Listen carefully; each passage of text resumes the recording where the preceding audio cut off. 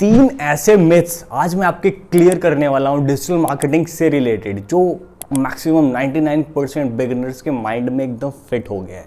अभी मैं हाल में एक इंटरव्यू ले रहा था और मैंने सामने कैंडिडेट्स पूछा आपको क्या करना पसंद है। He told me like website design, Google ads, Facebook ads. I asked him why, आपको क्यों पसंद है। ही टोल्ड मी कि website design is something creative, मैं उसको बनाना चाहता हूँ, मेरे माइंड क्रिएटिव ऐसा सा। तो मुझे लगा कि रीज़न वैलिड है। Secondly I asked him Google ads, Facebook ads क्यों पसंद है। ही टोल्ड मी उससे पैसा आता है। मैंने पूछा यार पैसा आता है समथिंग क्या, मतलब गूगल एडसेंस तो है नहीं जो आपको पैसा देगा गूगल एड से। बोला नहीं, जिस टीचर ने मुझे पढ़ाया था, जहाँ मैंने कोर्स किया था, उन्होंने बताया था कि गूगल एड्स करने से, गूगल एड्स अगर आप करते हो किसी के लिए तो उसमें सबसे ज़्यादा आपको पैसा मिलने वाला है। मतलब कि अगर कोई सेल्स का बंदा है, कोई ग्राफिक डिज़ाइनर है, सोशल मीडिया मार्केटर है, आई थिंक डिजिटल मार्केटिंग में बहुत सारी चीज़ें हैं, तो क्या वो पैसे नहीं कमाते। इससे मुझे पता चला कि यार जनरली बिगिनर्स होते हैं, जैसे जब भी बहुत सारे हम लोग इंटर्न्स के इंटरव्यू करते हैं, लाइक हर हफ्ते यार 5 से 6 इंटरव्यूज़ होते ही रहते हैं।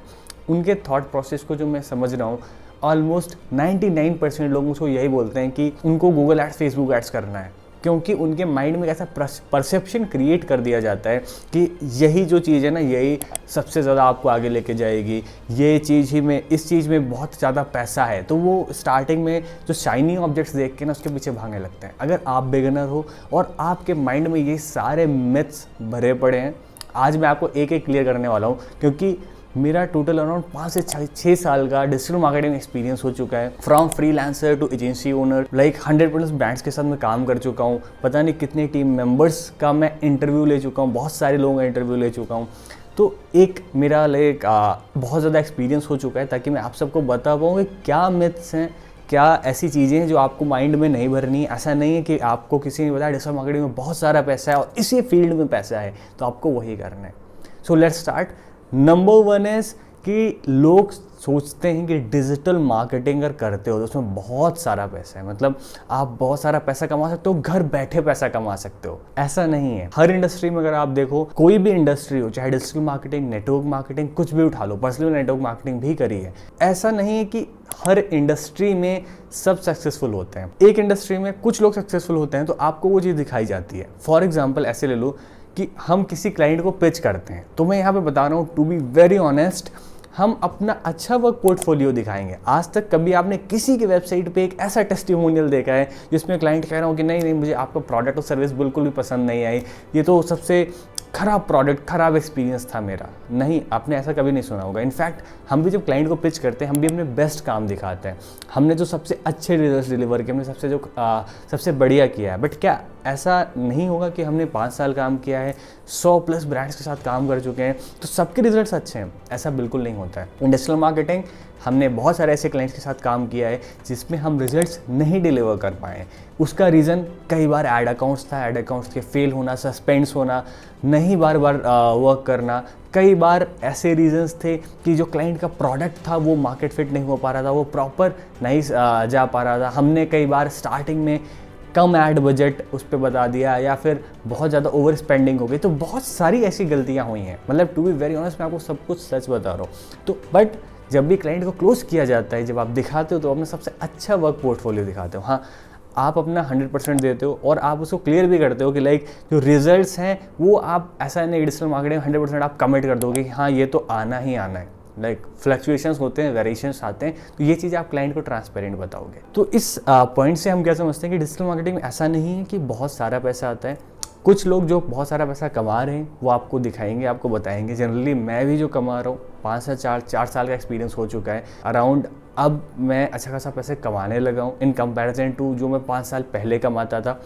तो मैं आपको दिखाऊंगा कि यार देखो, मैं इतनी सारी अर्निंग कर रहा हूँ, बट उसके पीछे बहुत सारे फेलियर्स होते हैं। बहुत सारे मैं ऐसे लोगों को जानता हूँ पर्सनली जो मेरे साथ उन्होंने स्टार्ट किया था और वो क्विट कर चुके हैं। आज के टाइम वो कहीं जॉब कर रहे हैं, किसी एग्ज़ाम की तैयारी कर रहे हैं, बट वो डिजिटल मार्केटिंग छोड़ चुके हैं।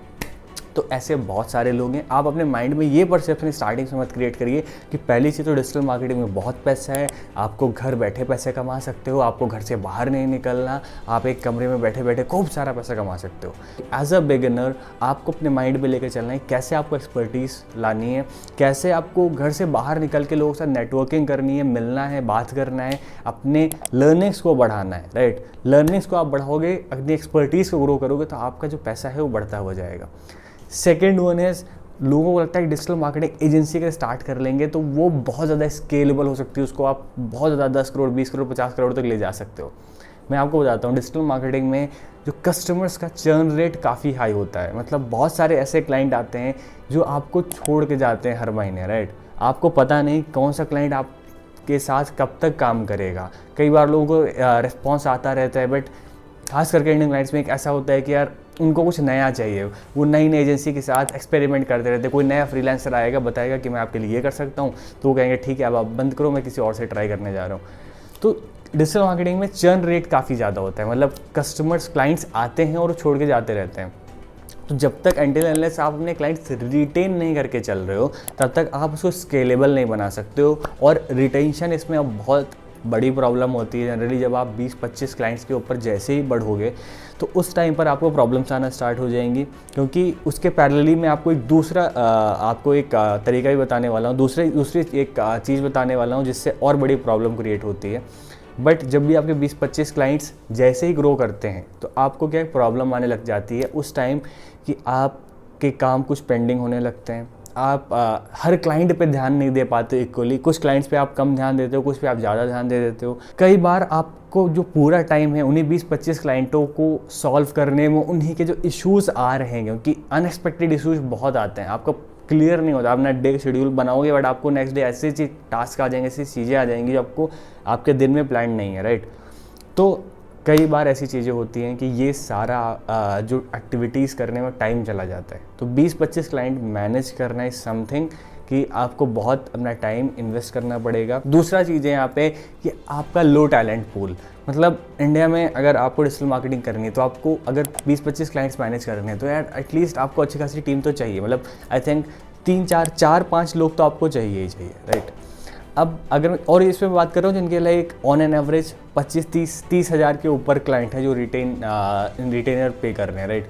अगर उनको 4-5 टीम मेंबर्स भी चाहिए, बट इंडिया में सबसे बड़ी प्रॉब्लम होती है कि इंडिया में आपको अगर टैलेंट चाहिए for SEO, Google ads, Facebook ads, performance marketing, तो बहुत मतलब रेयरली मिलता है यार। ज़्यादातर फ्रीलांसर्स मिलते हैं, बहुत सारे लोग एक्सपेरिमेंट्स करते हैं, क्योंकि पर्सनली मेरा बहुत ज़्यादा एक्सपीरियंस रहा है हायरिंग में। तो इंडिया में आपको बहुत कम ऐसे लोग मिलते हैं जो अपना 100% दें, जो रिजल्ट्स दें, जो आपके कंपनी को लाइक ग्रो करें, ठीक है। तो ये सबसे बड़ी प्रॉब्लम है, इसमें सबसे ज़्यादा लोग आके फंस जाते हैं। तो आपको क्या करना है, आपको अपने माइंड में क्लियर करके चलना है। नंबर 1 इज़ डिजिटल मार्केटिंग ज़रूरी नहीं बहुत सारा ही पैसा आता हो, कई बार आपको बहुत लंबे टाइम से स्ट्रगल करना पड़ता है, बहुत सारी चीज़ें सीखनी पड़ती हैं।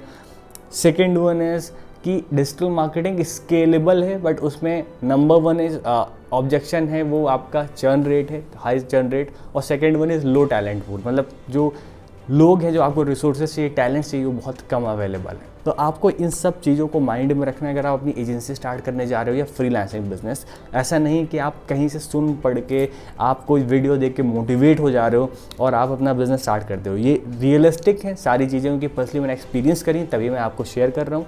इन सब चीज़ों को आपको ध्यान रखना है और फिर स्टार्ट करना है। आई होप आपको वीडियो पसंद आई होगी। अगर आपको अच्छा लगा प्लीज़ कमेंट करके बताएं। Thank you.